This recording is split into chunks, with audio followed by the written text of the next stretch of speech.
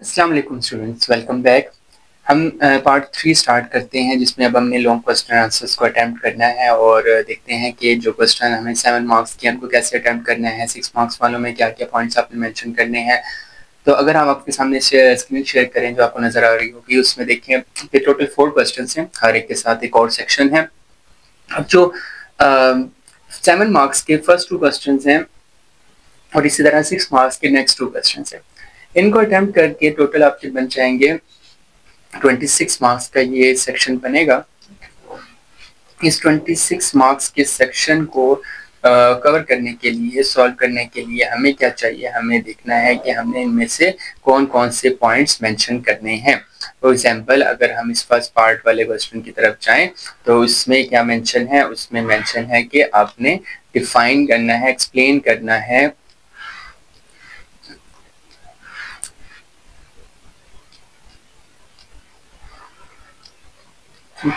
explain the life cycle of a human immunodeficiency virus, also draw its life cycle। हमने draw करना है, explain करना है life cycle of human immuno HIV virus का life cycle. अच्छा, तो उस HIV लाइफ साइकिल के अंदर आपने क्या क्या लिखना है। सबसे पहले आपका पॉइंट आएगा 5 मार्क्स का, ये पार्ट होगा जिसमें आपने लाइफ साइकिल को स्टेप बाय स्टेप एक्सप्लेन करना है और उसकी फिर डायग्राम बनानी है। अगर डायग्राम आप बना रहे हैं तो डायग्राम लेबल्ड होनी चाहिए। अगर सिर्फ डायग्राम बनी है, लेबलिंग नहीं है, तो 1 मार्क्स। अगर लेबल्ड भी है, डायग्राम भी प्रॉपर बनी हुई है, तो फिर आपको 2 मार्क्स मिलेंगे।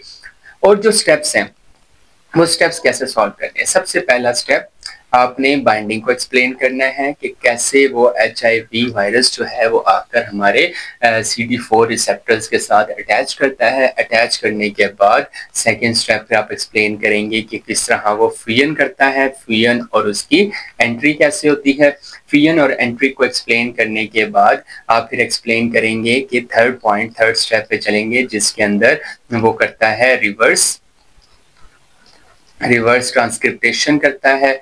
तो रिवर्स ट्रांसक्रिप्शन कैसे होती है वो आपने एक्सप्लेन करनी है। फोर्थ पॉइंट पे आपने उसकी इंटीग्रेशन बतानी है कि जो उसमें आपके पास डबल स्ट्रैंडेड DNA मॉलिक्यूल बना है वो कैसे आपके DNA के अंदर आके इंटीग्रेट करता है, अटैच होता है। अटैच होने के बाद फिफ्थ पॉइंट आप ये एक्सप्लेन करेंगे कि उसकी ट्रांसक्रिप्शन, रिवर्स ट्रांसक्रिप्शन के बाद जो ट्रांसक्रिप्शन है प्रोटीन की हमारे अपने DNA की, वो कैसे होती है और ट्रांसक्रिप्शन के बाद उसकी ट्रांसलेशन होगी।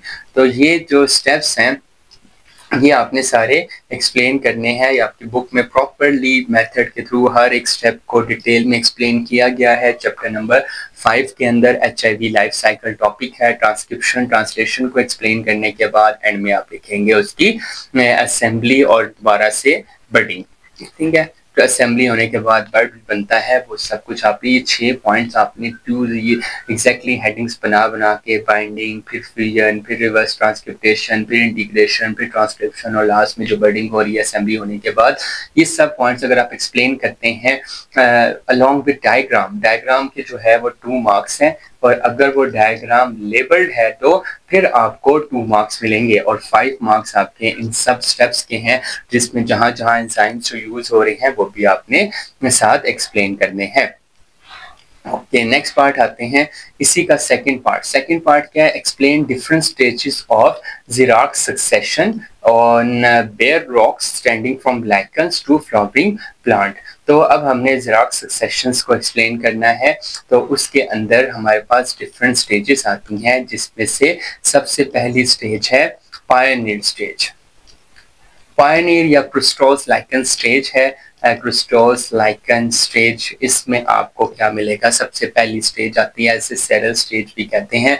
इसके अंदर इसका कंप्लीट मैकेनिज्म लिखना है। 7 मार्क्स का ये क्वेश्चन है। आपने सारे के सारे अगर इसकी स्टेजेस को एक्सप्लेन किया तो आपके फुल मार्क्स हो जाएंगे यहाँ पर 7। सेकंड जो स्टेज होगी वो होती है seral second stage, foliose lichen stage.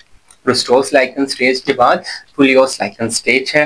तो 2 स्टेजेस यहाँ पर कंप्लीट हो जाएंगे। फुलियोस के अंदर फुलियोस और जो है रिप्लेस करते हैं, क्रिस्टोस फॉर्म से बनके फुलियोस लाइकन्स बनते हैं। ठीक है, ज्यादा डस्ट वहाँ पर अकोमोडेट होना शुरू हो जाती है, ऑर्गेनिक मैटर अकोमोडेट होना शुरू हो जाती है। जब ये सारी दोनों स्टेजेस कंप्लीट होती हैं फिर नेक्स्ट स्टेज मोज स्टेज आती है। उस मोज स्टेज के अंदर जो ब्रायोफाइट्स होते हैं जैसे मोजेस हैं वहाँ पर ग्रो करते हैं, वाटर को होल्ड करते हैं, डीप पेनिट्रेट करना शुरू कर देते हैं सॉइल के अंदर, सो दैट कि वो ह्यूमस अकोमोडेट करें। ह्यूमस जो है वो उसकी फर्टिलिटी को, लैंड की फर्टिलिटी को इंक्रीज करता है। तो फोर्थ स्टेज आपकी कंप्लीट होती है, थर्ड स्टेज कंप्लीट होती है मोस्ट स्टेज के बाद नेक्स्ट स्टेज हर्ब स्टेज। जब मोजेस जो है वो अपने आप को सेटल कर लेते हैं तो उसके बाद स्टार्ट होती है हर्ब स्टेज, जिसे ग्रास स्टेज भी कहा जाता है। उसमें क्या है कि जब मोज 5 सेंटीमीटर की डेप्थ तक पहुंच जाते हैं तो वहां पर जो ग्रास है उसको सपोर्ट करने के लिए जमीन मिल जाती है, सॉइल उसको मिल जाती है और वहां पर ग्रास ग्रो करना शुरू कर देती है और इस स्टेज को आप हर्ब स्टेज कहते हैं। तो हर्ब स्टेज की थोड़ी बहुत एक्सप्लेनेशन आपने साथ यहाँ पर लिखनी है। फिर उसके बाद आता है श्रब स्टेज। श्रब स्टेज ये है कि अगर वो हर्ब स्टेज थोड़ा सा और पेनिट्रेट करती है 5 सेंटीमीटर तक तो हर्ब स्टेज आ गई। अगर वो हर्ब स्टेज और पेनिट्रेट करती करती सॉइल को और ज़्यादा डीप तक फर्टाइल बनाती है तो 15 सेंटीमीटर तक अगर उसकी डेप्थ चले जाती है तो इस स्टेज पर वो स्टेज बन जाती है श्रब स्टेज। और इसके अंदर जो सन लविंग ग्रासेस हैं वो डिसअपियर होना शुरू हो जाती हैं और इसके साथ साथ इन्वायरमेंट स्टेबल होने लग जाता है, ज़्यादा ह्यूमिड होने लग जाता है और ये ज़्यादा बड़े प्लांट्स जो हैं उनको सपोर्ट करता है। 6 जो है वो क्लाइमैक्स स्टेज है जिसे हम फॉरेस्ट स्टेज कहते हैं। और इस फॉरेस्ट स्टेज के अंदर जो बड़े प्लांट्स हैं वो डीप सॉइल तक चले जाते हैं और एक फॉरेस्ट कम्युनिटी डेवलप होना शुरू हो जाती है और एक स्टेबल इक्विलिब्रियम अचीव होता है इस कम्युनिटी के अंदर। अगर आप ये सारे पॉइंट्स मेंशन करते हैं, स्टार्टिंग में थोड़ा सा ज़राअत के बारे में आप एक्सप्लेन करें तो 1 मार्क्स उसका, बाकी ये 6 स्टेजेस जो है वो 6 पॉइंट्स आपको मिलेंगे। तो टोटल मिलके आपके 7 मार्क्स इस तरह कंप्लीट होते हैं। नेक्स्ट जो है उसमें काफ़ी डिवीजन हुई है क्वेश्चन के अंदर। 2 मार्क्स के 2 पार्ट्स हैं, फिर एक 1 मार्क का पॉइंट है और फिर एक 2 मार्क्स के पॉइंट्स आएंगे। तो स्टार्ट करते हैं एक्सक्लेव ट्रांसलेशन प्रोसेस। तो पहला पॉइंट तो आपका यहाँ से है, 2 मार्क्स का है, from initiation till termination. Initiation से लेकर टर्मिनेशन तक आप एक्सप्लेन करते हैं तो फिर वो आ जाएगा 2 and 2 4 मार्क्स आपके कंप्लीट हो जाएंगे। फिर अगर आप उसकी डायग्राम बनाते हैं इनिशिएशन कम्प्लेक्स की और एलिवेशन स्टेप्स की तो 1 + 2 मार्क्स आपको वहां से मिल जाएंगे। तो स्टार्ट करते हैं इनिशिएशन स्टेप से। इनिशिएशन स्टेप जो है 7 मार्क्स को अगर आपने अर्न करना है तो सबसे पहले जो स्टेज आएगी वो आएगी इनिशिएशन स्टेज। इनिशिएशन स्टेज जो है वो आपकी आपको प्रोवाइड करेगी 2 मार्क्स। इस इनिशिएशन स्टेज के अंदर हमारे पास क्या है, राइबोसोमल यूनिट्स आते हैं, वो बाइंड करते हैं mRNA के साथ और फिर वो स्टार्ट कोडॉन को ढूंढते हैं और क्या करते हैं, ट्रांसक्रिप्शन जो है वो स्टार्ट हो जाती है। ठीक है, तो हमें पहली स्टेज भी यही बताना था, ट्रांसलेशन स्टेज स्टार्ट जाती है। तो हमने स्टार्ट में इनिशिएशन को ही एक्सप्लेन करना था, तो अभी हम इनिशिएशन की तरफ ही जा रहे हैं और इसमें फर्स्ट स्टेज क्या थी हमारी, इनिशिएशन। और इस इनिशिएशन के अंदर राइबोसोमल यूनिट्स mRNA जो ट्रांसक्रिप्शन के प्रोसेस के अंदर बना था वहां पर आकर अटैच होते हैं, स्टार्ट कोडॉन पर अटैच होते हैं। इनिशिएटर वहां पर tRNA लेकर आता है, पी साइट्स के ऊपर आके अटैच होते हैं और लार्ज राइबोसोमल यूनिट्स जो है बाइंड करता है। स्मॉल भी आके बाइंड कर गया, दोनों बाइंड कर जाते हैं, बीच में mRNA आ चुके हैं और आपकी इनिशिएशन कम्प्लेक्स कंप्लीट हो जाता है। इनिशिएशन की डिटेल्स आपने लिखनी है यहाँ पर, तो 2 मार्क्स आपको उधर से मिलेंगे। सेकेंड स्टेज आती है एलोंगेशन की स्टेज। ठीक है, अगर आप एलोंगेशन की स्टेज को एक्सप्लेन करते हैं तो एलोंगेशन की स्टेज में आएंगे आपके पास 2 मार्क्स। तो एक इनिशिएशन है जिसमें 2 मार्क्स मिल रहे हैं, एक एलोंगेशन है जिसमें 2 मार्क्स मिल रहे हैं। एलोंगेशन में आपने जब लिखना है तो उसमें आपने कोड के बारे में बताना है कि कोड को कैसे रिकॉग्नाइज करेंगे, राइबोसोम्स आगे की तरफ मूव करेंगे, पी साइट्स पर पॉलीमराइजेशन वाली पॉइंट्स पर आके पॉलीमराइजेशन होगी, एक्सिट पॉइंट से निकल जाएगा, ए से आके अटैचमेंट होती जाएगी और इस तरह ये साइकिल रिपीट होता होता एक अमीनो एसिड दूसरा अमीनो एसिड दूसरे से तीसरा, तो 5 एंड से 3 एंड की तरफ आप मूवमेंट करते हैं तो वो एलोंगेशन चलती रहती है। तो यहाँ तक आपके पास 2 मार्क्स हो जाएंगे। फिर तीसरा स्टेप आ जाते हैं टर्मिनेशन का। टर्मिनेशन का अगर आप क्वेश्चन अटेम्प्ट करते हैं तो आपको मिलेगा 1 मार्क। ठीक है, टर्मिनेशन के अंदर आपने एक्सप्लेन करना है कि किस तरह ये जाके जो ट्रांसलेशन है वो रुक जाएगी, और ट्रांसलेशन रुकती है स्टॉप कोडॉन पर। स्टॉप कोडॉन के बाद कुछ रिलीजिंग फैक्टर्स हैं वो हेल्प सपोर्ट करते हैं, तो टर्मिनेशन हो जाती है ट्रांसलेशन की, और वहां पर आपकी एक पॉलीपेप्टाइड चेन कंप्लीट हो जाएगी। फिर आपके रह जाते हैं 2 मार्क्स, वो आपने डायग्राम ड्रॉ करने हैं, और डायग्राम आपने इनिशिएशन कम्प्लेक्स की बनानी है और एलिमिनेशन साइकिल की भी डायग्राम्स बनानी है, और डायग्राम होनी चाहिए लेबल्ड। तो फिर अगर ये लेबल्ड भी है, डायग्राम भी आपने ड्रॉ की, टर्मिनेशन वाला, एलोंगेशन और इसी तरह इनिशिएशन के पॉइंट्स को भी आपने प्रॉपर्ली हाईलाइट किया, मेंशन किया, हर एक चीज को डिटेल के अंदर एक्सप्लेन किया, तो आपको मिल जाएंगे इसके कंप्लीट 7 मार्क्स। अच्छा, नेक्स्ट पार्ट की तरफ आते हैं। नेक्स्ट पार्ट क्या है, इसी का सेकंड पार्ट है, वो है how electrons move through electron transport chain till they reach final acceptor.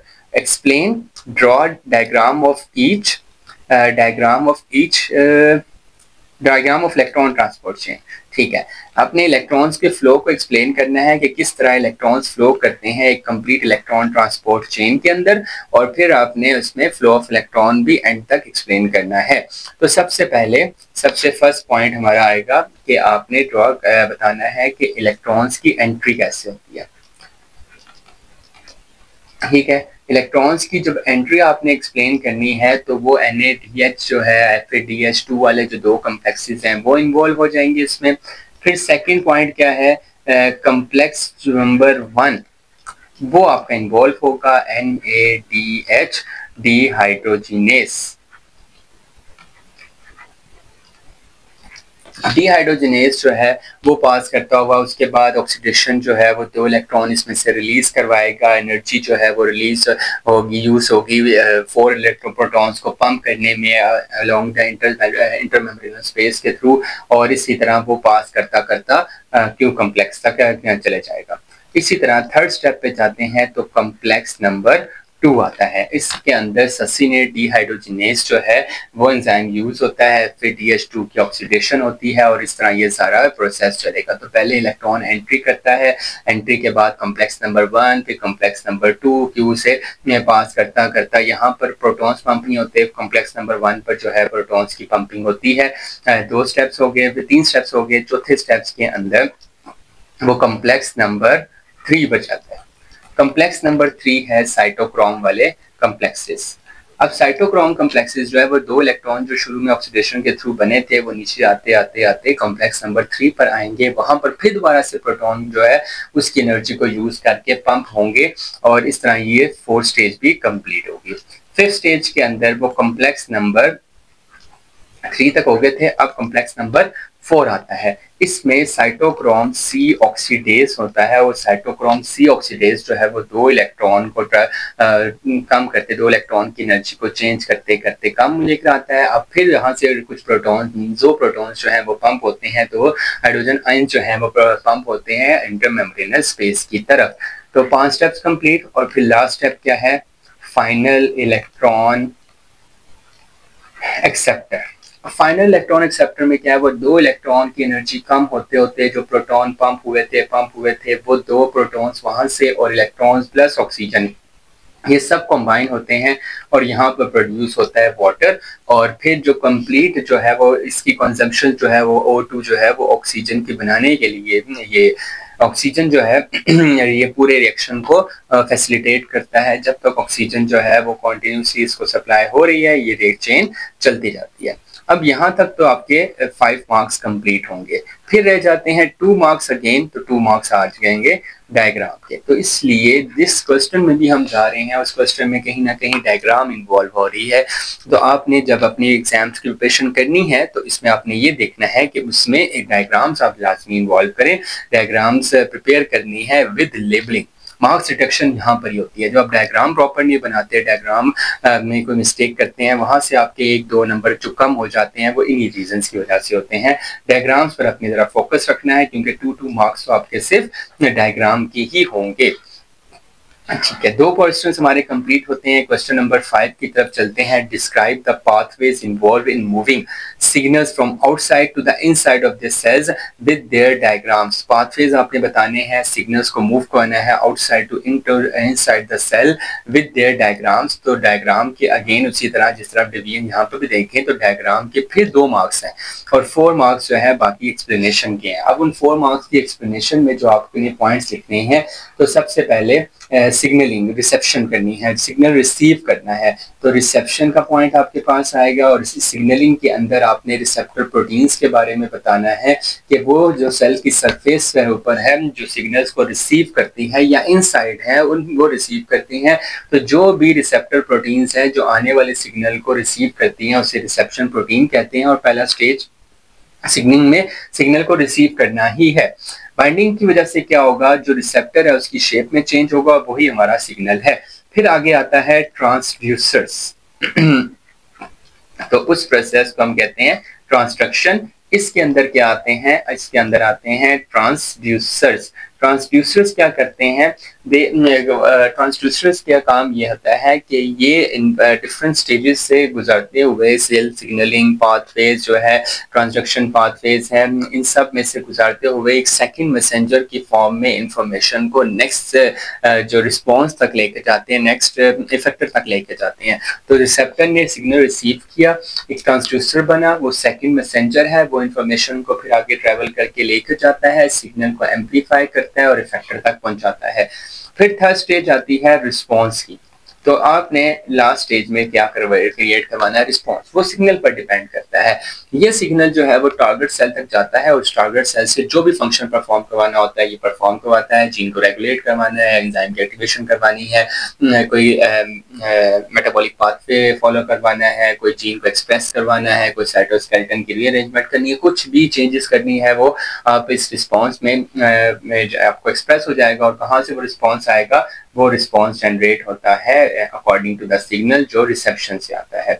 अब ये जो डिटेल बात है, अगर आप सारा ये लिख देते हैं कि किस किस तरह वो मूव करता है, सिग्नल एक जगह से दूसरी जगह मूव करता है, सेल सिग्नलिंग का ये टॉपिक है जो आपके फर्स्ट चैप्टर के अंदर इंक्लूड है और साथ कुछ डायग्राम्स एसोसिएटेड है. वो डायग्राम अगर आप बनाते हैं तो 2 मार्क्स वहाँ से और 4 मार्क्स आपको इन सिग्नलिंग के पाथवेज को बताने में यूज हो जाएंगे और इस तरह आपके ये 6 मार्क्स का ये क्वेश्चन था वो कंप्लीट होता है.